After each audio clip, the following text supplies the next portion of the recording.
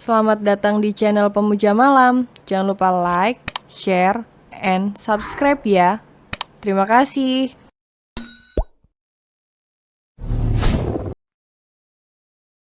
Chapter 58 membuatnya merem melek tak karuan. Boleh saya bicara dengan wanita ini? Hanya berdua saja? Tanya Nyonya Inara pada semua orang yang hadir di rapat itu. Ya, tentu saja, Nyonya. Anda pemilik sah perusahaan ini. Lakukan apapun yang Anda inginkan. Ucap Pak Nugraha, yang membuat Fanya meneguk selai Fanya dengan kasar. Pak Nugraha dan rekan-rekannya pun keluar dari ruangan, termasuk Nancy. Bahkan Dad Peter pun ikut keluar dari ruangan. Membiarkan sang istri memberikan pelajaran pada wanita muda tersebut. Ya, ternyata Dad Peter lah yang berada di balik ini semua. Saat sang istri dan menantunya kemarin pergi seharian, Dad Peter dan Leo bergerak lebih dulu. Untuk memberikan karma atas apa yang sudah Fanya dan ibunya lakukan pada Alexandra. Berbekal kertas hasil tes DNA milik Fanya, keduanya sukses memberikan ancaman kepada perusahaan yang menaungi Fanya sebagai model untuk menjual semua sahamnya pada perusahaan Baros. Belum lagi Fanya yang kumpul kebo dengan seorang fotografer. Ditambah kasus ibunya pun dibawa juga oleh Leo dan Dad Peter. Mungkin jika Fanya hanya model biasa di perusahaan itu, mereka tak akan setakut ini. Namun Fanya dengan segala kemampuannya, berhasil menjadi model utama dan beberapa bulan terakhir menjadi wajah perusahaan tersebut, hingga membuat perusahaan panik dan tertekan. Kau mau duduk atau berlutut seperti tadi? Nyonya Inara duduk di kursi utama yang sebelumnya diduduki Pak Nugraha. Fanya bergeming, dia diam saja dengan tatapan yang entah. Nyonya Inara tersenyum miring. Pergilah sejauh mungkin dan jangan pernah kembali. Fanya maju beberapa langkah. Kenapa? Kenapa Tante tega melakukan ini padaku? Wajah Fanya berubah memelas. Tak tahu sejak kapan, namun kristal bening sudah mengalir membasahi kedua pipinya. Tanpa aku jawab pun, kau pasti tahu apa saja kesalahanmu. Lebih baik kau segera kemasi barang-barangmu. Pergilah sejauh mungkin. Hingga aku atau bahkan menantu kesayanganku tak akan pernah bertemu denganmu lagi. Fanya menggeleng cepat. Tidak, Tante, aku tidak akan pernah pergi kemanapun. Tante tidak tahu seberapa besar usahaku untuk sampai di titik ini, dengan atau tidak lagi bekerja di perusahaan ini. Aku yakin aku akan tetap bisa menjadi model seperti dulu, di perusahaan yang lain. Nyonya Inara bangun dari duduknya, berdiri berhadapan dengan Fanya. Jika aku membongkar ini ke publik, kamu tentu akan menjadi trending topik. Dan aku yakin tak akan ada perusahaan manapun yang mau memperkerjakan anak seorang pembunuh sepertimu. Aku tidak takut, lagi pula bukan aku yang melakukan pembunuhan itu. Nyonya Inara berjalan ke arah jendela kaca. Rasanya sudah tak tahan berbicara dengan wanita itu. Dia sama sekali tak merasa bersalah, bahkan setelah semua yang dilakukannya pada Alexandra. Vanya, ucap Nyonya Inara setelah berhasil mengontrol emosinya. Kau lupa, kau memiliki DNA seorang pembunuh, bukan? Kau pikir, kau bukan pembunuh seperti ibumu, hah? Lalu yang kau lakukan pada Tuan Zack itu apa namanya? Mana buktinya jika aku adalah penyebab kematian pria tua itu? Tunjukkan padaku jika ada. Vanya tertawa dalam hatinya. Dia cukup lega. Karena Vanya tahu tak ada CCTV yang terpasang di dalam ruangan pribadi Tuan Zack. Ruangan itu adalah ruang kerja sekaligus kamar.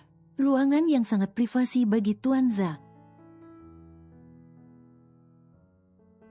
Lagi pula tak sembarang orang yang dia izinkan untuk masuk ke dalam ruangan tersebut. Hahaha, bodoh. Kau lupa di luar ruangan Tuan Zack ada CCTV, hem? Kaulah yang terakhir masuk ke ruangan itu sebelum Tuan Zack meninggal. Vanya meremas ujung bajunya. Ya, dia lupa meski di ruangan Tuan Zack tak ada kamera pengawas. Namun di luar ruangan ada beberapa CCTV yang terpasang. Termasuk di depan pintu utama rumah mewah tersebut. Nyonya Inara mengambil ponselnya. Lalu menempelkan benda pipi itu di samping telinganya. Expose sekarang juga. Jantung Vanya berdebar semakin kencang. Dia segera berlari dan jatuh di bawah kaki Nyonya Inara. Bahkan wanita itu merasa sudah kehabisan nafas. Sebab nafasnya sesak luar biasa. Tante, please, Tante, maafkan aku, Hicks. Jangan lakukan itu, Tante, aku mohon. Seperti tadi pada Pak Nugraha. Vanya bersimpuh di bawah kaki Nyonya Inara. Baiklah, Tante, Hicks. Aku akan pergi dari kalian. Aku mohon maafkan aku. Sambungnya dengan tangisan yang terseduh-seduh. Nyonya Inara mengambil sesuatu di dalam tasnya. Pergilah ke negara itu. Mom Inara menyodorkan tiket pesawat pada Vanya. Di sana ada orang-orangku yang akan mengawasimu. Jangan coba-coba kau berpikir untuk kabur. Atau aku akan menghukummu lebih dari ini. Vanya memejamkan matanya. Tak sanggup rasanya meninggalkan semua yang telah dia capai selama ini. Tapi juga tak memiliki daya apapun untuk melawan. Besok pagi kau harus berangkat. Pergilah diam-diam, seakan dirimu telah mati. Nyonya Inara meletakkan tiket itu di atas meja, dan kemudian melangkah pergi meninggalkan wanita itu sendirian. Air mata Vanya kembali luruh. Dia tak menyangka secepat ini hancur. Bahkan sebelum dia merealisasikan rencana untuk membunuh Alexandra, tak hanya sang ibu yang ada di pikirannya. Namun jauh dari itu, Vanya memikirkan hubungannya dengan Eric. Apa hubungan mereka harus kandas juga seperti karirnya?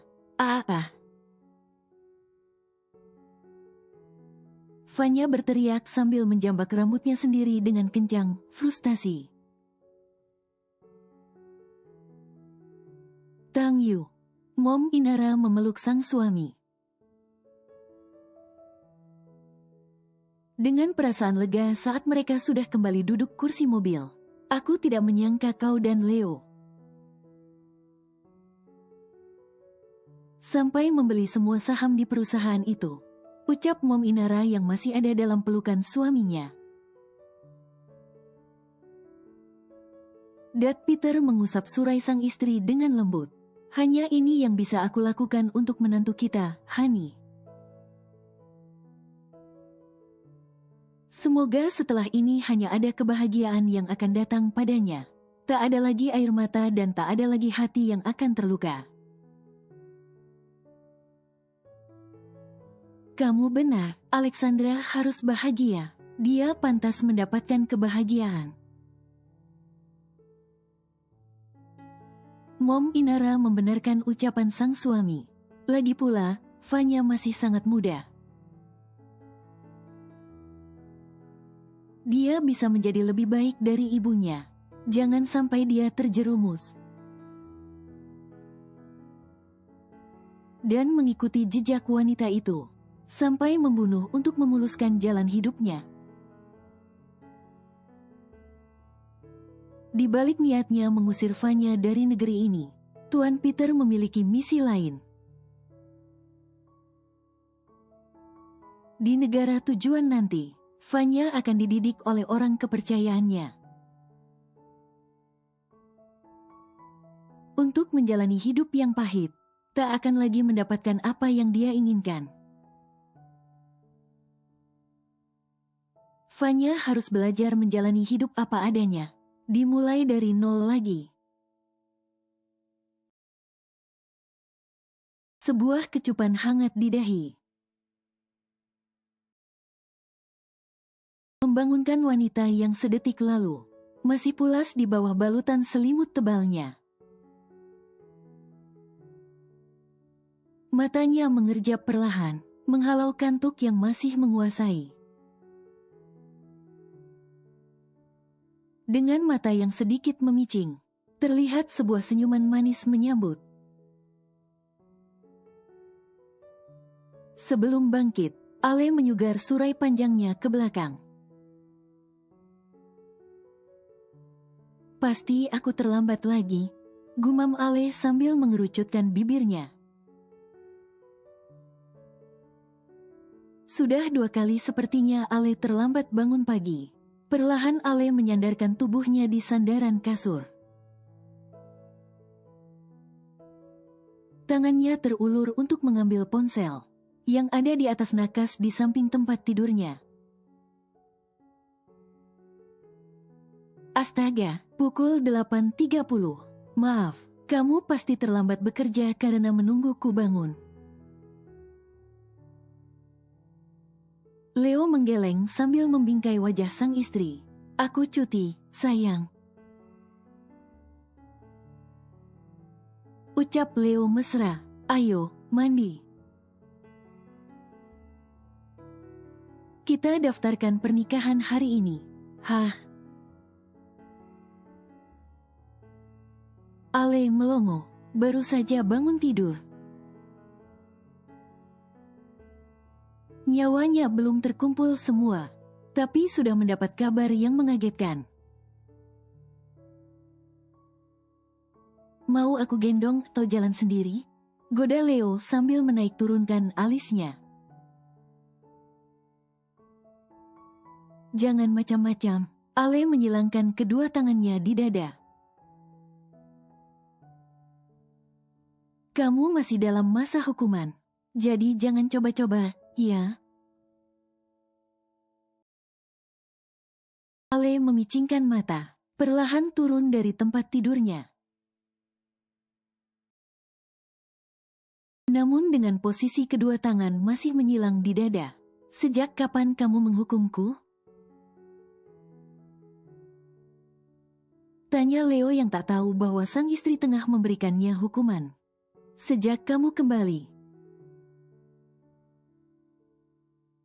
Ale menjulurkan lidah, mengejek Leo. Dengan secepat kilat berlari menuju kamar mandi.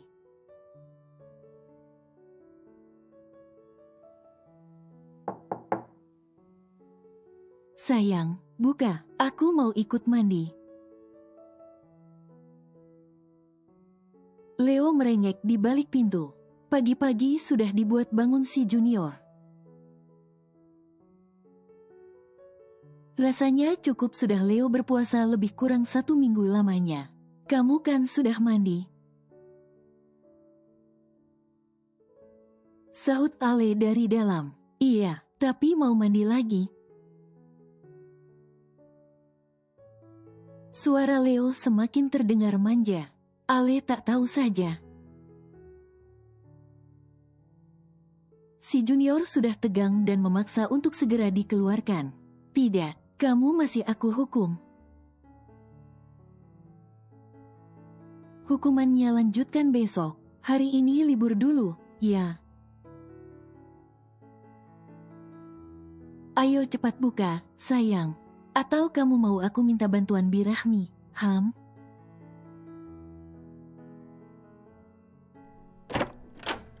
Leo berhasil. Ucapannya langsung membuat Ale membuka pintu kamar mandi.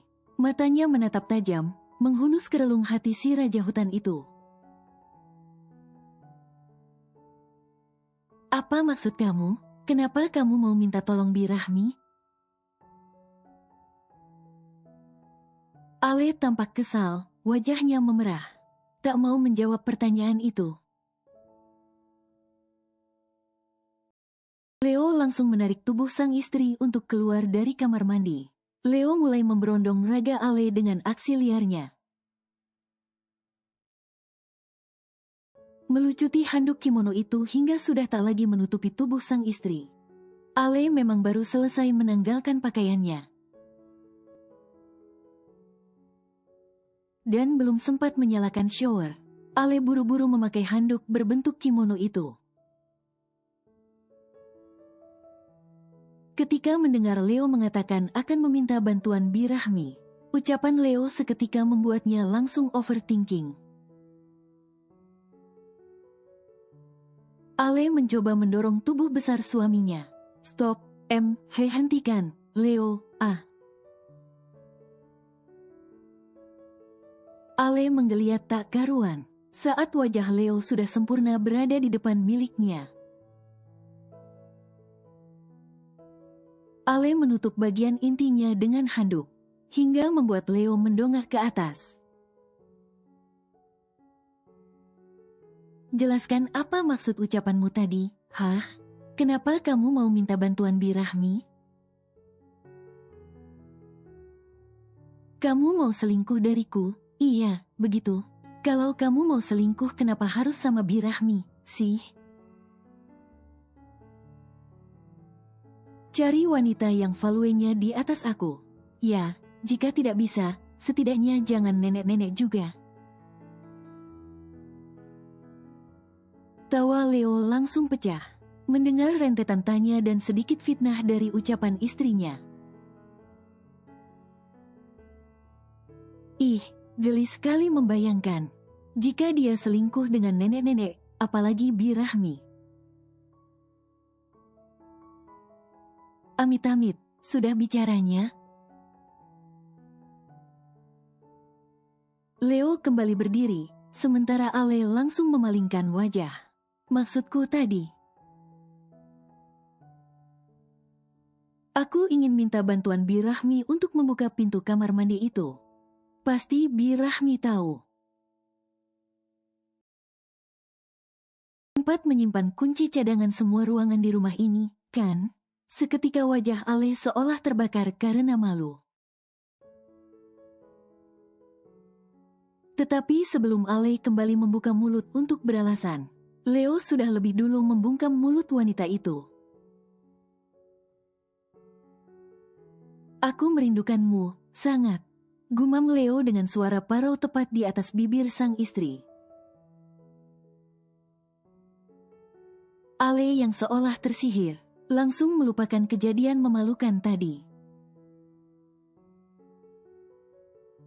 Tak bisa dipungkiri, Ale pun begitu merindukan belayan dan dekapan hangat dari suaminya.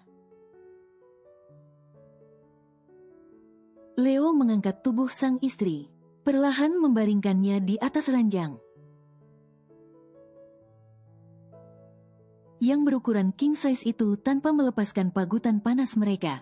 Ale dengan tak sabaran membuka kaos yang Leo kenakan. Hingga pria itu kini bertelanjang dada, tanpa malu lagi. Tangan Ale meraba kulit liat penuh otot itu dengan lembut, membuat bulu kuduk Leo seketika berdiri, kegelian. Leo memejamkan matanya saat lidah basah wanitanya menyapu lembut area dadanya yang lebar. Ah, desah Leo kenikmatan. Leo tersenyum bahagia, ternyata sang istri memiliki sisi liar yang berhasil membuatnya merem melek tak karuan. Kedua tangan Ale dengan lincah membuka kancing celana Leo. Ale memberanikan diri, memegang benda penuh otot selain perut suaminya itu dengan satu tangannya. Jangan tanyakan kenapa Ale bisa seaktif ini, sebab saat Leo meninggalkannya, Ale pernah satu malam sangat menginginkan kegiatan panas mereka. Akhirnya Ale memilih jalan pintas dengan menonton film biru. Adegan demi adegan di film itu malah semakin membuatnya merindukan Leo. Dan sekarang waktunya untuk Ale menyalurkan hasratnya yang selama ini terpendam, dengan berbekal ingatan dari film tersebut. Ale mulai menggerakkan tangannya ke atas ke bawah sesuai tempo. Perlahan namun pasti kini posisi Leo sudah berpindah. Leo tak bisa membuka matanya barang sedetik. Yang tengah wanitanya lakukan membuat Leo tak berkutik. Sungguh nikmat, tak terkira. Meskipun sebelumnya Ale pernah memegang miliknya. Namun kali ini sensasinya berbeda. Tangannya sudah tak sekaku saat pertama. Bahkan terang-terangan Ale lebih berani. Ale sempat ragu untuk mempraktekkan adegan selanjutnya. Namun, karena dorongan keingintahuan untuk mencoba dan ingin merasakan bagaimana rasanya benda besar dan berurat itu, dan saat merasakan miliknya tiba-tiba hangat. Leo langsung membuka kedua matanya, dan betapa terkejutnya dia saat melihat pemandangan yang begitu erotis di hadapannya. Leo kembali mendesah, tak tahan lagi. Leo menghentikan kegiatan sang istri. Besar tubuh Ale yang memang tak sebanding dengan besar tubuhnya pun sudah kembali berada di bawah kungkungannya. Kali ini rasa hangatnya lebih dari sebelumnya. Milik Leo sudah masuk sempurna ke dalam inti sang istri. Desahan dan erangan mulai memenuhi ruangan. Sayang, please, aku sudah tak tahan. Leo benar-benar tak tahan lagi dengan permainan sang istri. Ini membuatnya gila, benar-benar dimabuk kepayang rasanya. Iya, ayo keluarkan bersama. Ucapnya dengan nafas yang ngos-ngosan. Leo mengambil alih, dia langsung mempercepat gerakan dan tubuh Ale ambruk di atas tubuh Leo. Peluh mereka pun saling menempel di tubuh satu sama lain. Saat Ale ingin turun dari tubuh kekar itu, Leo buru-buru mendekapnya. Begini saja. Jangan terlalu jauh dariku, gumamnya dengan mata terpejam.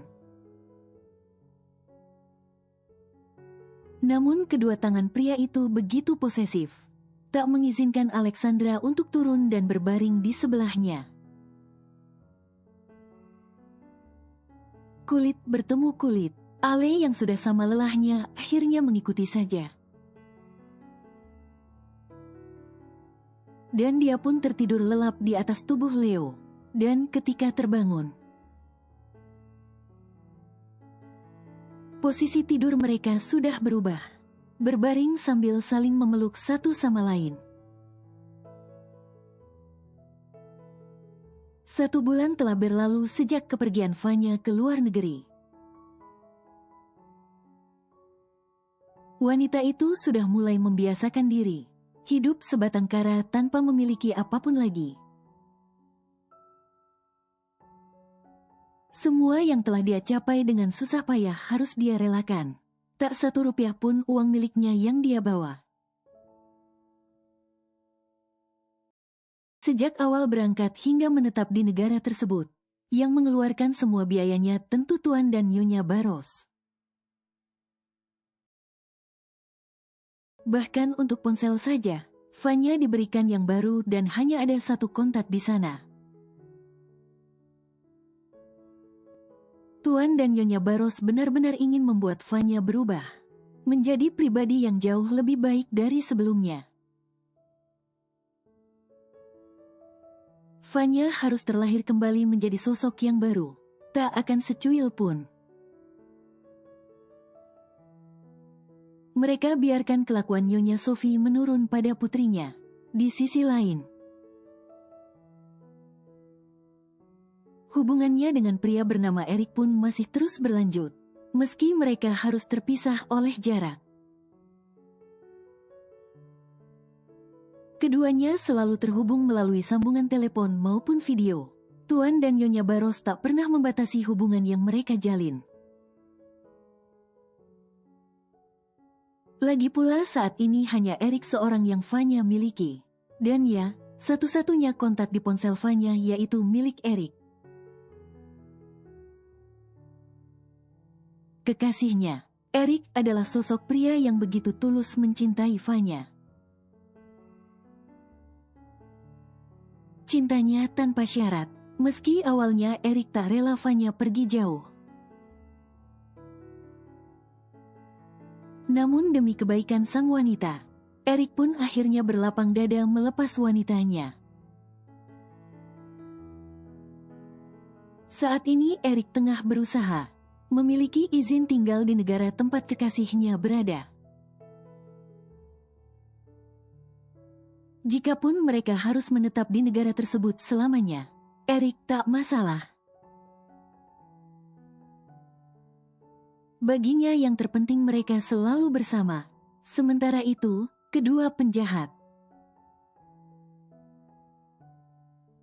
yang berkomplot untuk menghabiskan nyawa seseorang, kini tengah menerima hukuman atas perbuatan mereka. Baik Nyonya Sophie maupun Irham, saat ini sudah mendekam di balik jeruji besi. Meski belum sepenuhnya pulih akibat percobaan bunuh dirinya, namun keadaan Nyonya Sophie sudah bisa dikatakan cukup kuat. Untuk tidak lagi mendapatkan perawatan dari rumah sakit, persidangan mereka pun sudah dijadwalkan beberapa minggu ke depan. Tuntutan demi tuntutan tentunya akan semakin memberatkan mereka berdua. Pembunuhan berencana, menghilangkan nyawa seseorang, pemalsuan identitas, hingga penggelapan dana, sudah barang tentu akan menjadi fokus utama persidangan nanti. Tak ada lagi tempat untuk mereka bersembunyi. Entah itu hukuman mati ataupun hukuman seumur hidup. Mereka pasti akan menerimanya. Sementara itu, di tempat dan waktu yang berbeda, sepasang suami istri tengah menikmati indahnya sunset di sebuah negara kepulauan yang mendeklarasikan penduduknya 100% Muslim. Keduanya duduk beralaskan pasir di bibir pantai. Suasana syahdu nan romantis mulai mengiringi terbenamnya sang surya. Hari ini adalah hari terakhir mereka berada di negara tersebut. Terhitung sudah hampir 1 bulan. Mereka berkeliling ke beberapa negara untuk berbulan madu. Ale memejamkan mata. Saat Leo mendekatkan wajah dan mulai membingkai pipinya dengan lembut, wanita itu menikmati setiap sentuhan tersebut dengan mata yang terpejam. I love you, my wife. Leo mendaratkan satu kecupan hangat di kening sang istri. Perlahan jemarinya mengusap bibir mungil Alexandra dengan ibu jarinya. Dan di detik berikutnya bibir mereka sudah menempel dan saling beradu. I love you too, my lion. Malam ini akan menjadi malam yang panjang bagi mereka. Sebelum keduanya kembali menjalani aktivitas yang sama, yaitu sebagai seorang pemimpin perusahaan. Alexandra sudah memutuskan untuk tetap menjalankan amanah Datzak, menjaga perusahaan yang susah payah dibangun oleh dedinya selama ini. Agar tetap berdiri kokoh seperti yang mendiang dadnya lakukan, banyak karyawan yang menggantungkan hidupnya di perusahaan Lincoln. Bahkan Ale tak sampai hati menutup permanen perusahaannya ketika menyadari bahwa perusahaan tersebut tak akan pernah berdiri hingga kini jika hanya dadnya saja. Semuanya tentu berkat para karyawan. Baik office maupun non-office. Sebagai seorang suami, Leo pun tak merasa keberatan sama sekali. Wanitanya menjadi seorang wanita karir. Tentunya, Leo akan turut membantu apapun untuk memajukan perusahaan Lincoln. Setelah pulang berbulan madu nanti, mereka akan tinggal di kediaman keluarga Lincoln. Meski Leo sudah memberikan hunian mewah yang tak jauh dari tempat tinggal kedua orang tuanya,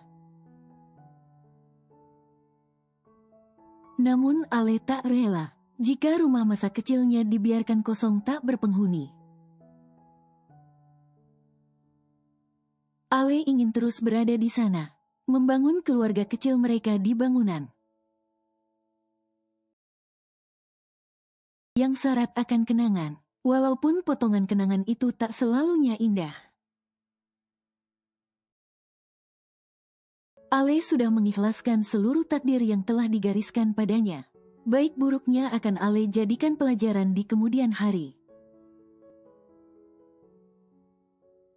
Pun begitu dengan Leo, pernah merasakan patah hati. Kini takdir membawanya pada cinta sejati. Alexandra, wanita itu mampu membuatnya melupakan cinta pertamanya yang salah. Meski di awal hubungan mereka tak mendapatkan restu, namun Leo tak menyerah. Dia terus meyakinkan diri bahwa Alexandra lah jodoh yang dikirim Sang Maha Cinta untuk menemani sisa hidupnya, berkat perjuangan dan doa yang selalu dia langitkan. Akhirnya restu itu pun mereka dapatkan. sang momi yang dulu tak memberi restu. Kini malah terlihat lebih menyayangi Alexandra daripada dirinya. Terbukti dari beberapa kejadian. Mominya selalu menjadi garda terdepan untuk membela sang istri. Begitu pula dengan Dad Peter dan eyangnya. Seakan di sini Leolah yang menjadi menantu mereka.